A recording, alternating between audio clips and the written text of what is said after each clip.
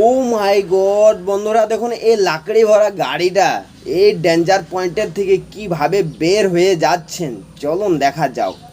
দেখুন ড্রাইভার কি slowly driving করছেন এবং গাড়ি কষ্ট না পাও। একটি পকলেন মেশিন কিভাবে দাঁড়িয়ে আছেন দেখুন, ওনাকে নাকি ঠেলা দিচ্ছেন, তারপরে কিন্তু গাড়িটা বের হয়ে যাচ্ছেন। এতই ডেঞ্জার পয়েন্টে গাড়িটা লাগিয়েছেন দেখুন।